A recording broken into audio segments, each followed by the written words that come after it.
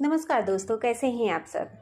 मेरी माँ ने कहा, बेटी सुहाग रात की पहली रात पति को करीब नहीं आने देना, कि अगर तेरा पति तेरे साथ सुहाग रात मनाएगा तो उसे सच्चाई का पता चल जाएगा और वह तुझे तलाक दे देगा।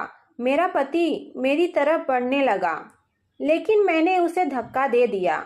वह इनकार की वजह पूछता रहा, लेकिन मैंने रोना धोना मचा दिया। उस रात तो पति खामोश हो गया, लेकिन एक दिन उसका सब्र जवाब दे गया। उसने मेरे साथ जबरदस्ती। आज ही मेरी शादी हुई थी, लेकिन विदाई के समय मेरी माँ ने कहा, नेहा, अपने पति को शादी की पहली रात अपने पास मत आने देना। अगर शादी की पहली रात वह तेरे करीब आ गया तो वह तुझे तलाक दे देगा। इसलिए मेरी इस बात का ध्यान रखना कि तेरा पति तुझे ना छुए। मैं हैरान होकर अपनी माँ को देखने लगी। मेरी माँ ने कहा, बस मेरी यही बात मान लो। अभी फिलहाल जितनी तुझसे कोशिश हो सके अपने पति से दूर रहना। मैंने कहा, लेकिन मम्मी, ऐसा क्यों? वह मेरा पति है और वह क्यों मानेगा? और फिर गौतम ने कितनी जिद के बाद मुझे पाया है, फिर वह भला मेरे करीब क्यों नहीं आएगा? और फिर मेरी माँ ने मुझे ऐसी हकीकत बताई कि मैं काँप कर रह गई। मैंने कहा, माँ, आपको यह शादी नहीं करवानी चाहिए थी। आपको कम से कम गौतम की जिंदगी बर्बाद करने से पहले एक बार तो सोचना चाहिए था। जब यह सच्चाई गौतम को पता चलेगी तो उनका पूरा घर ही बर्बाद हो जाएगा। यह आपने अच्छा नहीं किया। मेरी आंखों से आंसू आ गए थे। मेरी माँ ने मेरी यह सच्चाई मुझसे क्यों छुपाई थी? मेरी माँ ने कहा, यह शादी गौतम की जिद पर हुई है। मैंने तो इस रिश्ते के लिए पहली बार में ही मना कर दिया था, लेकिन उन लोगों ने जब नहीं माना तो मैंने भी सोचा, अच्छा है, तू भी अपने घर की हो जाएगी। हो सकता है समय गुजरने के साथ साथ तेरी जिंदगी में भी खुशियों के रंग भर जाएंगे, क्योंकि तू कब तक हमारी दहलीज पर बैठी रहती। मैं क्या करती, उदास मन से ससुराल चली आई। मैंने ऐसा ही किया, पति को करीब ना आने दिया। सुहाग रात के कमरे में वह बेड पर बैठा मेरे हुस्न की तारीफें कर रहा था, और जैसे ही उसने मेरा हाथ छुआ मैंने उसे पीछे की तरफ धकेल दिया। वह हैरान हुआ। मेरा पति गौतम मुझे वजह पूछने लगा तो मैंने रोना धोना मचा दिया, लेकिन मैंने कुछ नहीं बताया। फिर एक दिन मेरे पति गौतम को जब पूरा राज पता चल गया तो मैं किसी को मुंह दिखाने के काबिल नहीं रही, क्योंकि मैं गौतम के कमरे में बेड पर बैठी थी और वह मेरे सामने बैठा मुझे बड़ी हैरत से देख रहा था। मेरा पूरा शरीर इस समय बुरी तरह से कांप रहा था। मैं पूरी तरह बर्फ की तरह ठंडी पड़ चुकी थी। सामने बैठे मेरे पति की तेज नजरें मुझे अपने शरीर के आर पार होती महसूस हो रही थी। वह कहने लगा, क्या बात है नेहा, क्या यह शादी तुम्हारी मर्जी से नहीं हुई है? मैंने अपनी नजरें उठाई और उसे देखा। मैं अपने आंसुओं को रोकने की कोशिश कर रही थी। मेरे होठ बुरी तरह से कांप रहे थे और वह बड़े सख्त और गुस्से भरे शब्दों में मुझसे वजह पूछ रहा था। मैं चाहकर भी बोल नहीं पा रही थी कि असल वजह क्या है। उसने दोबारा से मुझे दहाड़ते हुए पूछा, नेहा, मैंने कुछ पूछा है तुमसे? उसकी इस तरह की दहाड़ पर मैं पूरी तरह से घबरा गई थी और जोर से रोने लगी, लेकिन सामने वाला शायद पक्का इरादा कर चुका था कि मुझसे जवाब लिए बिना मुझे छोड़ेगा नहीं। गौतम ने फिर तेज आवाज में कहा, यह रोना धोना बंद करो और बताओ मुझे इनकार की वजह क्या है। अगर तुम यह सोच रही हो कि आज की रात मैं तुम्हारे यहाँ आंसू देखकर पिघल जाऊंगा और आज की रात तुम्हारे करीब नहीं आऊंगा तो यह तुम्हारी गलतफहमी है और इस गलतफहमी को अपने दिल से निकाल दो। यह कहकर उसने मेरा हाथ अपने हाथ की सख्त पकड़ में लिया जो बुरी तरह से कांप रहा था। मैंने अपना हाथ खींचने की कोशिश की तो वह मेरे और भी करीब आ गया। कहने लगा, क्यों नेहा, क्यों मेरा इम्तिहान ले रही हो? मेरी पसंद के शादी के खूबसूरत जोड़े में सजी मेरे सामने बैठी हो और मुझे खुद के करीब भी नहीं आने दे रही हो। आखिर मैंने ऐसा कौन सा पाप कर दिया है, ऐसी कौन सी गलती की है जो तुम मुझसे यूं दूर भाग रही हो? आज हमारी शादी की पहली रात है। इस शादी को लेकर लड़के और लड़की के दिल में कितने अरमान होते हैं, और तुम आज की रात मुझे खुद के करीब क्यों नहीं आने दे रही हो? आखिर इस सब की वजह क्या है? मुझे कम से कम वजह तो बताओ। हो सकता है मैं तुम्हारी मुश्किलों को हल कर दूं। मैं फरिश्ता नहीं हूँ नेहा। जो लड़की मेरे लिए हर तरह से जायज हो चुकी हो, उसे यूं सजा संवरा बस देखकर अपना जी जलाता रहूं। मैं बड़ी मुश्किल से यह समय काटा है। हर रोज तुम्हारी संगत में सपने देखे हैं। धीरे धीरे गौतम के कहने का अंदाज नशीला होने लगा था। वह मेरे चेहरे पर झुकते बाल को बड़ी प्यार से देख रहा था और मेरा दिल धड़कना भूल गया था। जितना वह आज बेताब नजर आ रहा था, मेरे लिए उसे रोकना और भी कठिन इम्तिहान बनता जा रहा था। लेकिन मैं मजबूर थी। जो राज मेरी माँ ने मुझे बताया था, अगर मेरा वह राज गौतम जान जाता तो मेरी जान ले लेता, मुझे तलाक दे देता। गौतम ने मुझे सोने की चैन दिखाई, जिसे पहनाते हुए उसकी उंगलियां बेखुदी से मेरे गले पर रेंगने लगी थी। एक करंट था जो मेरे पूरे शरीर में लग गया। मैंने झटके से उसका हाथ पीछे झटक दिया और खुद भी पीछे हट गई। मैंने कहा, प्लीज गौतम, मेरी बात समझने की कोशिश करो। गौतम ने कहा, मुझे बस 1 महीने का समय दे दो, मैंने विनती करते हुए कहा। लेकिन गौतम पर तो नशा सवार था। वह कुछ भी सुनने के मूड में नहीं था। कहने लगा, वजह बताओ मुझे, वरना मैं जबरदस्ती पर उतर जाऊंगा। तुमसे अपना हक वसूल कर लूंगा, तब भी तुम मुझसे सवाल नहीं करोगी। वह भी शायद ठान कर बैठा था कि मेरी बात नहीं मानेगा। लेकिन गौतम की इतनी नजदीकियां मेरे लिए कौन सी नई आजमाइश लाने वाली थी, वह मैं जानती थी। लेकिन मैं उसे रोक नहीं सकती थी। जैसे जैसे वह मेरे करीब बढ़ रहा था, मेरी हालत खराब होने लगी थी। मैं इस कदर बदहवास और परेशान थी कि वहीं बेहोश होकर बेड पर गिर गई। मेरे कानों में गौतम की आवाज गूंज रही थी। वह मुझे नेहा नेहा पुकार रहा था, मुझे बाजू से हिलाते जा रहा था। शायद उसे अंदाजा नहीं था कि मैं होश आवाज खो बैठूंगी। शायद मैं होश से बेगाना हो रही थी, या फिर ये उन दवाओं का असर था जो फेरों के बाद अपनी माँ की बातें सुनकर मैंने खाई थी। जो खुलासा मेरी माँ ने मुझ पर किया था, मैं चाहकर भी अपने पति को अपने करीब नहीं आने दे सकती थी। यह भी नहीं था कि मेरी जिंदगी में कोई दूसरा मर्द था। मुझे गौतम बेहद पसंद था। यह बात भी नहीं थी कि अतीत में मेरे साथ कोई ऐसा हादसा पेश आया था कि मुझे इस राज के खुल जाने का डर था। ऐसा कुछ नहीं था। लेकिन जो समस्या मेरे साथ थी, वह शायद ही किसी लड़की के साथ हो। खैर, जब मुझे होश आया तो मैं हॉस्पिटल के कमरे में थी। मेरी सास और गौतम मेरे पास परेशान खड़े थे। मेरी सास मुझसे मेरी खैरियत पूछ रही थी। लेडी डॉक्टर ने कहा कि अब यह बिल्कुल ठीक है, आप इन्हें घर ले जा सकते हैं। कुछ देर में हम घर आ गए। मेरी सास मुझे आराम करने का कहकर मेरे कमरे में छोड़कर चली गई। मैं अपने बेड पर लेट गई। घर पर अब भी मेहमान मौजूद थे। शादी वाला घर था। मेहमानों का होना तो कोई बड़ी बात नहीं थी। मुझे गौतम के दोस्तों की बातों की आवाज आ रही थी, जो गौतम से मजाक कर रहे थे कि एक ही रात में ऐसा भी तुमने अपनी पत्नी के साथ क्या कर दिया कि बेचारी बेहोश हो गई। अरे नाजुक सी लड़की थी, प्यार या मोहब्बत से काम लेना चाहिए था, और तुमने तो उस नाजुक से फूल को मसल कर ही रख दिया। लोगों को तो बातें बनाने का मौका मिल गया था। पता नहीं सब लोग क्या समझ रहे थे। मुझे अपने अंदर शर्मिंदगी सी महसूस हो रही थी। मेरी वजह से गौतम सबके सामने शर्मिंदगी उठा रहा था।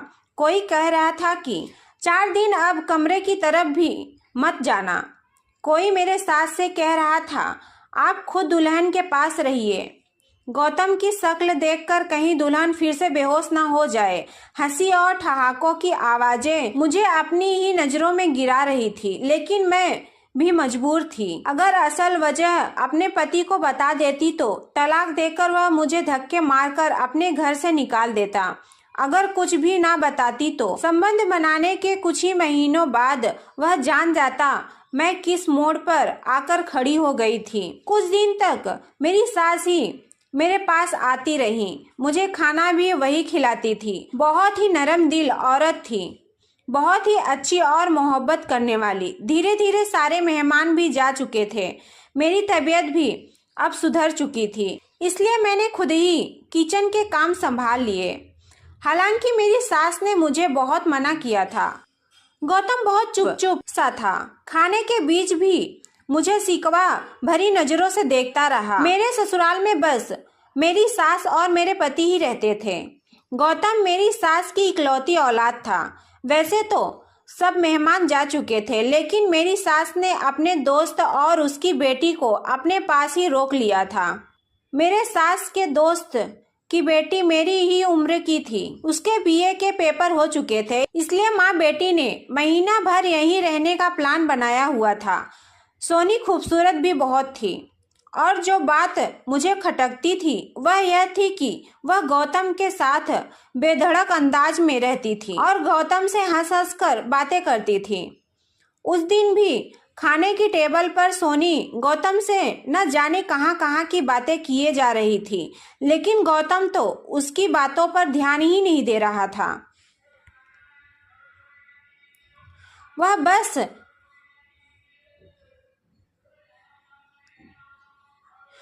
बस लिए दिए ही जवाब दे रहा था। उसकी नजरें तो मुझ पर ही जमी हुई थी। जबान से मुझे कुछ नहीं कह रहा था, लेकिन उसकी नजरें जो कुछ मुझसे कहती थी, मैं जानकर भी अनजान बन जाती थी।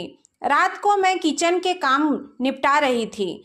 मेरी सास अपने कमरे में जा चुकी थी और उनकी सहेली और सोनी भी उन्हीं के कमरे में जा चुकी थी। गौतम के इस छोटे से फ्लैट में बस 2 ही कमरे थे, एक हॉल और एक डाइनिंग रूम था। मैं अभी बर्तन ही धो रही थी जब मुझे किसी की बेताब नजरों ने उलझने पर मजबूर किया था।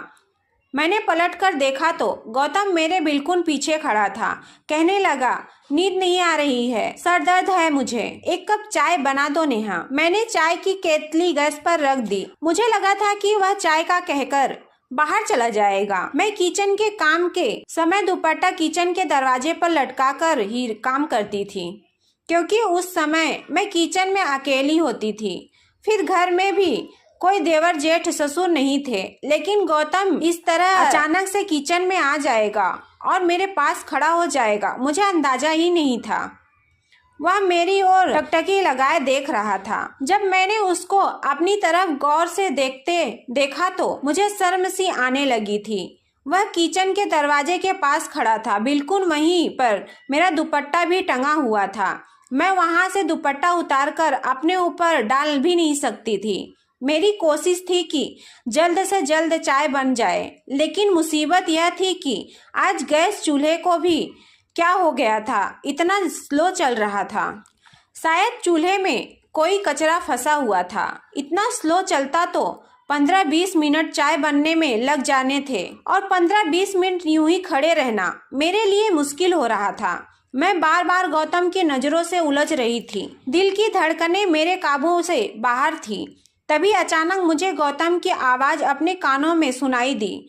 गौतम कह रहा था, नेहा तुम्हारे बाल कितने लंबे और खूबसूरत हैं, मैंने तो आज गौर किया है। वह थोड़ा सा और मेरी तरफ बढ़ चुका था। किचन छोटा सा था, इसलिए वह मेरे बहुत ही करीब पहुंच चुका था। मैं उस समय बहुत नर्वस हो रही थी। वह बिल्कुल मेरे सामने आकर खड़ा हो गया, मेरे चेहरे को गौर से देखने लगा। वह बोला, जानती हो, मैंने जब तुम्हें पहली बार अपने दोस्त की शादी पर देखा था, तुम्हारी मुस्कुराहट से तुम्हारे चेहरे पर पड़ने वाला डिंपल ने मेरा दिल ही मुझसे छीन लिया था। मैं जब तक उस शादी के फंक्शन में मौजूद रहा, मेरी नज़र लगातार तुम पर थी।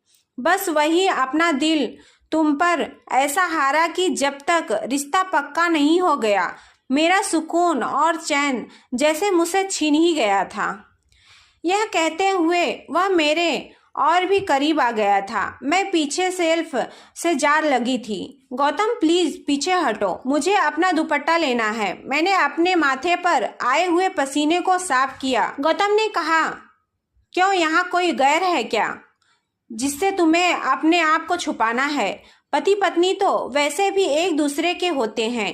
गौतम मुझसे और भी करीब हो गया और मुझे कमर से पकड़ लिया और अपने होठ मेरी गर्दन पर रख दिए।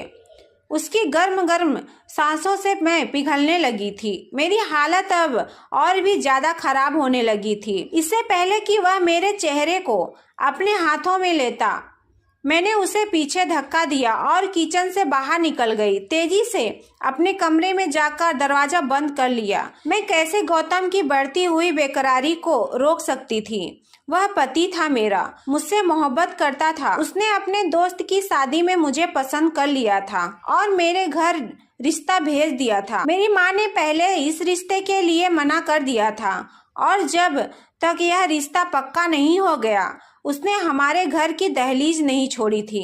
वह न जाने कब से मेरे इंतजार में था और जब आज मैं उसकी पत्नी बनकर उसके साथ उसके घर में मौजूद थी तो वह मुझे जी भर कर प्यार भी नहीं कर सकता था, क्योंकि मैंने उसे इजाजत नहीं दी थी।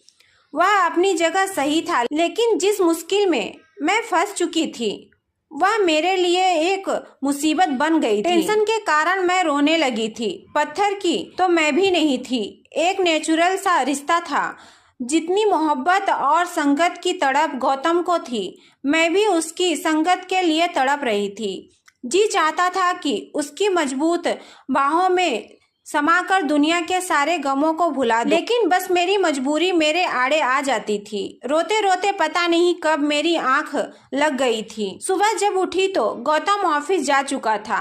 मैंने अपनी सास से गौतम की इतनी जल्दी ऑफिस जाने की वजह पूछी तो मेरी सास ने कहा, पता नहीं, कह रहा था ऑफिस में कुछ जरूरी काम है। मुझे याद आया मैंने तो रात भर अपना कमरा अंदर से लॉक कर रखा था। शायद गौतम वहीं हॉल में सोफे पर ही सो गया था। उसके कपड़े और बैग वगैरह भी तो कमरे में ही थे। मैं समझ गई गौतम ऑफिस नहीं गया, बल्कि वह घर से कहीं चला गया है। अब मुझे गौतम की चिंता होने लगी। पता नहीं वह कहाँ चला गया होगा। वह मुझसे नाराज था। पूरा दिन मेरा इसी चिंता में निकल गया था। शाम को 4 बजे के करीब वह आया था। वह सीधा कमरे में चला गया। उसके बाद से गौतम ने मुझसे बातचीत करना बिल्कुल बंद कर दी। वह बिल्कुल भी मेरी तरफ नहीं देखता था। एक बार जब उसके ऑफिस के कपड़ों पर प्रेस करने लगी तो उसने मेरे हाथ से छीन लिया। कहने लगा, मेरे काम करने की तुम्हें कोई जरूरत नहीं है। यह कहकर उसने अपने कपड़े सोनी को दे दिए। नाश्ते का भी उसी से कहने लगा। मैं बेचैन सी होकर रह गई थी। गौतम का रवैया शायद मेरे साथ ठीक ही नहीं था। वह कब तक मेरे साथ नरमी से रह सकता था, लेकिन मेरी जान पर उस समय बन आई थी। जब मैंने सोनी को गौतम के आगे पीछे घूमते देखा, वह बड़ी खुशी से दौड़ दौड़ कर गौतम के सारे काम करती थी। हैरत तो मुझे यह देखकर भी हुई कि शाम को जब गौतम ऑफिस से वापस आता था, उस समय सोनी नई नवेली दुल्हनों की तरह तैयार होकर दरवाजे पर खड़ी रहती थी। जैसे ही गौतम अंदर आता, सोनी भागकर उसके करीब जाती, उसे मुस्कुराते हुए हेलो कहती और उसके हाथ से बैग ले लेती। जो जिम्मेदारी मेरी थी वह बड़ी खुशी से सोनी निभा रही थी और मेरे अंदर तो जैसे आग ही लग गई थी। लेकिन मैं क्या कह सकती थी, क्योंकि गौतम खुद उसे इतनी अहमियत दे रहा था। शायद इसलिए कि जो वह चाहता था वह मैं पूरा नहीं कर सकती थी। बात यहीं तक रुकी रहती तो ठीक था। एक बार रात के समय मेरी आंख खुली तो मुझे बाहर डाइनिंग रूम से बातों की आवाज आ रही थी। जब मैं कमरे से बाहर निकली तो दोनों ही हंस हंस कर बातें कर रहे थे। सामने चाय के 2 कप भी पड़े हुए थे। मुझे देखकर सोनी की हंसी को तो ब्रेक लग गए थे, लेकिन गौतम बिल्कुल बेपरवाह सा बैठा हुआ था और सोनी से बातें करता रहा, जैसे उसे मेरे होने ना होने की कोई परवाह ही ना हो। मैं रोते हुए कमरे में चली गई। मेरी जिंदगी धीरे धीरे बर्बाद हो रही थी। मेरा घर उजड़ रहा था, लेकिन मैं शायद जिंदगी के उस मोड़ पर खड़ी थी कि जहां आगे कुआं और पीछे खाई थी। अगर मैं हकीकत गौतम को बताती तब भी मेरा घर बर्बाद हो जाना था, और ना बताती तब भी यह सोनी नाम की लड़की मेरी जगह ले लेती। औरत सब कुछ सह सकती है, लेकिन सौतन का दुख नहीं। मेरे और गौतम के बीच जो कुछ भी था, मैं नहीं चाहती थी कि सोनी बीच में आए। इसलिए मैंने अपनी सास से कहा, सोनी को काफी दिन हो गए हैं यहाँ आए हुए, वापस कब जाएगी। हालांकि सोनी की माँ को गए हुए काफ़ी दिन हो गए थे। सोनी यह कहकर रुक गई थी कि मैं कुछ दिन और यहाँ रुकना चाहती हूँ। मेरी सास कहने लगी, मैं भी उसे कह चुकी हूँ कि अब तो तुम्हें आए हुए बहुत दिन हो गए हैं, तुम अब अपने घर जाओ। लेकिन यह गौतम है कि उसे मना किया जा रहा है। वह जाने का मन भी बनाती है तो गौतम उसे रोक लेता है। यह सुनकर तो मेरा दिल जैसे किसी ने मुट्ठी में जकड़ लिया था। गौतम क्यों चाहता था कि वह यहाँ से न जाए। एक बार मैं किचन से बाहर आई तो दोनों ड्राइंग रूम में बातें कर रहे थे। मैं दरवाजे पर ही खड़ी हो गई। उनके बीच होने वाली बातें ही कुछ ऐसी थी जो मेरे होश उड़ाने के लिए काफी थी। पहले मैं नहीं जानती थी कि उन दोनों के बीच क्या बात चल रही थी, लेकिन आज इस रात से भी पर्दा उठ चुका था। मैं तो इस गलतफहमी में जी रही थी कि गौतम मुझसे मोहब्बत करता है, लेकिन हकीकत तो शायद कुछ और ही थी। क्योंकि जो मैंने सुना था उसके बाद मेरे दिल में यह लग सा गया था कि मेरा पति मुझसे मोहब्बत नहीं करता। शायद यह शादी उसकी मजबूरी रही होगी, वरना मोहब्बत तो उसे सोनी से ही थी और सोनी उसके कहने पर ही यहाँ रुकी हुई थी। मैं रोते हुए अपने कमरे में चली गई। रात का खाना भी नहीं खाया। मेरी सास मेरे पास आई और कहने लगी, तुम खाना क्यों नहीं खा रही? मैंने सर दर्द का बहाना बना दिया। आधी रात मैंने रोकर गुजारी थी। रात 2 बजे मुझे ड्राइंग रूम से फिर सरगोशियों की आवाजें आने लगी। मैं अपने कमरे से बाहर निकली तो ड्राइंग रूम का दरवाजा बंद था। मैंने ड्राइंग रूम की खिड़की से देखा तो मेरे होश उड़ गए। सोनी गौतम की बाहों में थी। अचानक मेरी आंख खुली थी। मेरा शरीर बुरी तरह से कांप रहा था। मैं पसीने से भीग चुकी थी। भगवान का धन्यवाद किया कि जो मैंने देखा वह एक सपना था। मैं उठकर जल्दी से अपने कमरे से बाहर निकली। हॉल में खामोशी छाई हुई थी। मैं ड्राइंग रूम में गई। गौतम अपने लैपटॉप पर कोई काम कर रहा था। मैं रोते हुए उसके पास बैठ गई। वह मुझे देखकर कुछ परेशान हुआ। कहने लगा, क्या बात है, रो क्यों रही हो? मैंने कहा, गौतम आप आज के बाद सोनी से बात नहीं करेंगे। मेरी बात पर पहले तो वह कुछ देर तक मुझे देखता रहा, फिर अपना लैपटॉप बंद कर दिया। कहने लगा, क्यों ना बात करूं? मैंने कहा, आपके दिल में सोनी थी तो मुझसे शादी क्यों की आपने? वह कहने लगा, मुझसे बहुत बड़ी भूल हो गई जो मैंने सोनी की कदर नहीं की और तुम्हारे हुस्न का दीवाना बन बैठा और तुमसे शादी कर ली। सोनी मुझसे पहले से ही मोहब्बत करती है और मुझसे शादी करना चाहती है और अब मुझे भी इस बात का एहसास हो गया है, इसलिए मैं सोनी से शादी करना चाहता हूँ। यह सुनकर तो मेरा दिमाग ही चकरा गया था। मैं फूट फूट के रोने लगी। मैंने कहा, आप ऐसा नहीं कर सकते, मुझे यूं बर्बाद नहीं कर सकते। मैं मर जाऊंगी आपके बगैर गौतम। मैं आपसे बहुत मोहब्बत करती हूँ। मेरी बात सुनकर गौतम ने मेरा हाथ पकड़ा और कमरे में लेकर आया और कमरे का दरवाजा बंद कर दिया। कहने लगा, बस यही तो सुनना चाहता था मैं। यह जानता था कि तुम्हारे दिल में क्या है, इसलिए मैंने सोनी से विनती की थी कि वह मेरे साथ मिलकर यह ड्रामा करे। नेहा, सोनी मेरी सगी बहन है। मम्मी की सहेली की कोई औलाद नहीं थी, इसलिए मम्मी ने सोनी को उन्हें दे दिया था। यह बात मेरे लिए एक नया खुलासा था। फिर गौतम बोला, तुम्हारी दूरियों ने मुझे बेहद परेशान कर दिया था। मुझे लगा शायद तुम किसी और से मोहब्बत करती हो, इसलिए मुझसे दूर रहने के बहाने ढूंढती हो। इसलिए मैंने सोनी के साथ मिलकर यह ड्रामा किया था और आज तुम्हारे इजहार ने मेरे अंदर एक इत्मीनान और सुकून भर दिया।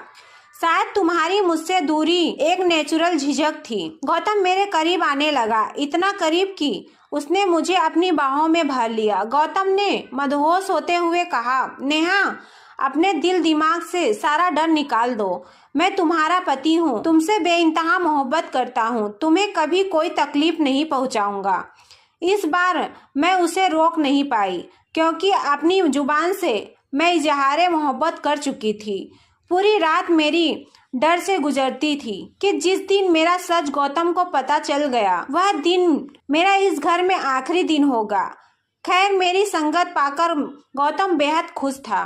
कुछ दिनों बाद सोनी भी वापस चली गई थी। बस मेरा दिल हर समय डर के साए में रहता था कि जब मेरी सच्चाई का पता गौतम को होगा तो मेरा क्या होगा। हमारी शादी को कुछ ही महीने गुजरे थे जब एक बार मेरी सास खाने के बीच कहने लगी, गौतम मुझे जल्द से जल्द पोते या पोती की खुशखबरी सुनाओ। तुम मेरी इकलौती औलाद हो और मैं चाहती हूँ कि जल्द से जल्द दादी बन जाऊं। इस सुने आंगन में एक छोटे से बच्चे की किलकारियां गूंजे। यह सुनते ही मेरे हाथ से प्लेट गिर गया। मैं जल्दी से प्लेट उठाई। गौतम ने मेरी तरफ देखकर कहा, क्या बात है नेहा, तुम इतनी परेशान क्यों हो रही हो। मैं उसे क्या जवाब देती, मेरी तो भूख ही मिट चुकी थी। फिर गौतम ने मुस्कुराते हुए अपनी माँ को तसल्ली दी, माँ अभी इतनी भी जल्दी क्या है, आपको यह खुशखबरी भी जल्दी ही मिल जाएगी। लेकिन मेरी सास को तो बहुत ही जल्दी थी और शायद उनकी यह जल्दबाजी स्वाभाविक भी थी। उनके 2 ही तो बच्चे थे। सोनी को उन्होंने अपनी सहेली को दे दिया था। उनके पास सिर्फ गौतम था। न जाने कितने वर्षों से यह घर सूना पड़ा हुआ था, इसलिए उन्हें बच्चों की बहुत ज़्यादा जल्दी थी। अपनी माँ के बार बार कहने पर गौतम मुझे एक लेडी डॉक्टर के पास ले गया। उसने बहुत से टेस्ट लिख कर दे दिए। मेरा दिल बेहद बेचैन था। जो भी हो रहा था अच्छा नहीं हो रहा था। मैंने डरते डरते गौतम से कहा, मम्मी को इतनी भी जल्दी क्या है बच्चों की। गौतम ने तो मेरा हाथ थाम कर बोला, नेहा बच्चे तो मुझे भी बहुत पसंद है। मैं तो चाहता हूँ भगवान मुझे एक ही बार में 2 बच्चे दे दें। गौतम की बातें मेरे दिल दहलाने के लिए काफ़ी थी। जो हकीकत मेरी माँ ने मुझे बताई थी, मैं जानती थी कि मैं इस खुशी को गौतम को नहीं दे सकती। और जिस दिन यह बात गौतम को पता चली, वह दिन मेरा इस घर में आखिरी दिन होगा। वह मुझे कभी भी सच्चाई के साथ स्वीकार नहीं करेगा। फिर वह समय भी आ गया था जिस दिन मेरा अल्ट्रासाउंड हुआ था। उस दिन मेरी रूह जैसे मेरे शरीर से निकल रही थी। जिस तरह से अल्ट्रासाउंड करने वाली बार बार मेरे चेहरे की तरफ देखती, तो कभी अल्ट्रासाउंड की स्क्रीन की तरफ, तो मेरी जान जाती हुई महसूस हो रही थी। मेरी आंखों से आंसू बहने लगे। मैंने डॉक्टर से विनती की कि वह मेरे बारे में मेरे पति को कुछ ना कहे, लेकिन वह कहने लगी, यह तुम कैसी बातें कर रही हो, हमें यह ऑर्डर नहीं है। और वैसे भी अगर मैं यह नहीं बताऊंगी तो कोई और अल्ट्रासाउंड वाला बता देगा। यह बात ज़्यादा दिनों तक छुप नहीं सकती। भलाई इसी में है कि आप अपने पति को खुद ही सच्चाई बता दें। मैं उससे विनती करने लगी कि मेरा घर टूट जाएगा, लेकिन शायद मेरी किस्मत ही खराब थी। मेरी रिपोर्ट गौतम तक पहुंच गई थी। जैसे ही लेडी डॉक्टर ने वह रिपोर्ट देखी तो मुझे हैरत से देखने लगी और उसने मेरे रिपोर्ट की सारी सच्चाई गौतम को बता दी। और मैं यूं ही थी कि पत्थर की तरह कुर्सी पर बैठी हुई थी। मेरा सच गौतम को पता चल चुका था। गौतम के बदलते हाव भाव और बदलती रंगत मेरी जान निकाल रही थी। घर जाते ही मेरी सास ने गौतम से मेरे रिपोर्ट के बारे में पूछने लगी, तो गौतम कहने लगा, अभी डॉक्टर ने कुछ नहीं बताया है। यह सुनकर मुझे थोड़ी राहत मिली, क्योंकि अगर मेरी सास को पता चल जाता तो उसी वक्त मेरे हाथ पकड़कर मुझे घर से निकाल देती। मैं चुपचाप अपने कमरे में चली गई थी। उस समय मेरी बेचैनी अपनी चरम सीमा पर थी। मेरी जान निकली हुई थी। गौतम न जाने कमरे में आकर मुझे कौन सी सजा सुनाने वाला था। गौतम जब कमरे में आया तो उसकी आंखें लाल थी। मेरा दिल था कि धड़कना ही भूल गया हो। मेरे आंसू बह रहे थे। वह मेरे पास आकर बैठ गया। कुछ देर मुझे खामोशी से देखता रहा। उसने जुबान से तो कुछ नहीं कहा, लेकिन नजरें जैसे बहुत कुछ कह रही थी कि इतनी बड़ी बात मुझसे क्यों छुपाई। मैं बस लगातार आंसू बहा रही थी। मैंने खुद को तकदीर के हवाले कर दिया था। थोड़ी देर बाद गौतम कहने लगा, बस एक बात बता दो नेहा, क्या तुम यह बात पहले से जानती थी? मैंने ना में सिर हिला दिया। मैंने कहा, मेरी माँ ने मुझे शादी की रात फेरों से कुछ देर पहले ही यह बात बताई थी। यही वजह थी कि मैं आपको अपने करीब आने से रोक रही थी, ताकि आप यह सच जानकर मुझे तलाक ना दे दें। यह कहकर मैं रोने लगी। वह कहने लगा, तुमने अच्छा नहीं किया नेहा। तुम जानती थी कि मैं इकलौता हूँ। मेरी माँ को औलाद चाहिए। तुम्हारी माँ अगर सच्चाई जानती थी तो उन्होंने हमें अंधेरे में रखकर गलत किया है। यह कहकर गौतम कमरे से बाहर चला गया। पूरी रात वह कमरे में नहीं आया था। मेरी माँ ने मुझे शादी की रात रोते हुए यही तो बताई थी कि मेरे अंदर जन्म से ही बच्चेदानी मौजूद नहीं थी। मैं कभी भी माँ नहीं बन सकती थी। 14-15 साल की हुई तो मुझे पीरियड नहीं आए थे। मेरी माँ को भी चिंता हुई थी। मैं 16 साल की भी हो गई थी लेकिन पीरियड नहीं आए। फिर वह मुझे एक लेडी डॉक्टर के पास लेकर गई थी जहाँ मेरा अल्ट्रासाउंड हुआ था, लेकिन मेरी माँ ने उस समय मुझसे मेरी यह हकीकत छुपा ली थी। उन्होंने यही कहा था कि तुम्हारे अंदर थोड़ी सी कमी है जो समय के साथ साथ ठीक हो जाएगी और तुम नॉर्मल हो जाओगी। मैं भी इस बात को भूल गई थी और अपनी जिंदगी में मग्न हो गई थी। लेकिन शादी की रात फेरों से ठीक पहले मेरी माँ ने मुझे यह सच्चाई बताई थी। फिर मुझे यह भी कहा गया कि जितना हो सके तुम गौतम से दूर रहना, क्योंकि अगर वह तुमसे संबंध बनाएगा तो जाहिर है कि कुछ समय के बाद बच्चों के बारे में भी कहेंगे और उसके लिए जब वह तुम्हें डॉक्टर के पास लेकर जाएगा तो यह हकीकत उस पर खुल जाएगी। और आज वह दिन आ चुका था। मेरी हकीकत गौतम पर खुल चुकी थी। मैं फूट फूट कर रो रही थी लेकिन वह एक बार भी मेरे आंसू पोंछने नहीं आया। सुबह तक मैं समझ चुकी थी कि मुझे क्या फैसला सुनाया जाने वाला है। जब मैं सुबह कमरे से बाहर निकली तो गौतम अपने ऑफिस जा चुका था। पूरा दिन मेरा बेचैनी से गुजरा था। जब वह घर वापस आया तो उसके चेहरे पर एक उदासी छाई हुई थी। उसने हाथ में रिपोर्ट पकड़ी थी जो मेरी सास के सामने रखी थी। मेरी तो जान ही निकल गई थी, लेकिन फिर मुझे पता चला कि मेरी सास बिल्कुल अनपढ़ है। वो कहने लगी, गौतम मुझे इन रिपोर्ट का क्या पता कि इसमें क्या लिखा है, मुझे बताओ। गौतम कहने लगा कि माँ, मैं आपको कभी भी वारिस नहीं दे सकता क्योंकि मेरे अंदर बच्चा पैदा करने की सलाहियत नहीं है। मुझे कभी भी औलाद नहीं हो सकती। यह कहकर वह अपनी माँ की गोद में सर रख कर रोने लगा। मेरी सास के गले लग गया और कहने लगा, माँ, मैं एक बांझ मर्द हूँ। भगवान के लिए मुझे दोबारा औलाद के लिए मत कहिएगा। मैं आपको सब कुछ दे सकता हूँ सिवाय औलाद के। यह सुनकर मेरा रंग फीका पड़ गया था। गौतम ने हर बात खुद के ऊपर ले ली थी और मुझे हर चीज से आजाद कर दिया था। मेरी सास भी रो रही थी और मैं हक्का बक्का अपने पति को देख रही थी कि मर्द का कौन सा रूप था जो मेरे सामने गौतम की सूरत में था। मेरी सास ने जब खूब सारे आंसू बहा लिए तो कहने लगी, कोई बात नहीं गौतम, तू अनाथ आश्रम से कोई बच्चा ले लेना और हम उसे अपना समझकर पाल लेंगे, लेकिन तुम अपना दिल दुखी मत करो। मैं कभी तुम्हें दोबारा औलाद के लिए नहीं कहूंगी। कमरे में आकर गौतम बेड पर बेजान सा होकर लेट गया। मैं उसके पास बैठ गई, उसके पैर पकड़ लिए। मैं रोने लगी। मैंने कहा कि आपने यह क्या किया, मेरी कमी को आपने सिर ले लिया। उसने मुझे बाजू से पकड़ा और अपने पास बिठाया। कहने लगा कि पति पत्नी एक दूसरे का अंग होते हैं और हमारा रिश्ता शरीर के साथ साथ हमारे अंदर की कमियों को भी छुपा लेता है। तुम मेरी हो नेहा, तुम्हारा ऐब मेरा ऐब है, तुम्हारी कमी मेरी कमी है और तुम्हारी खूबी मेरी खूबी है। मैं यह नहीं कहता कि यह सब मेरे लिए आसान था, लेकिन मैं तुम्हें भी नहीं छोड़ सकता था। इस सब में तुम्हारा कोई कसूर नहीं है। यह कहकर गौतम ने मुझे अपने सीने से लगा लिया। मैं दुनिया की सबसे खुश नसीब औरत हूँ जिसे गौतम जैसा पति मिला। आज हमारी शादी को 5 साल गुजर चुके हैं। सोनी की भी शादी हो चुकी है और उसने 2 जुड़वा बेटों को जन्म दिया था। एक बेटा सोनी ने मुझे और गौतम को दे दिया। मैंने खुशी खुशी सोनी के बेटे को अपना लिया था। अब गौतम, मैं और मेरी सास बहुत ही खुश हैं।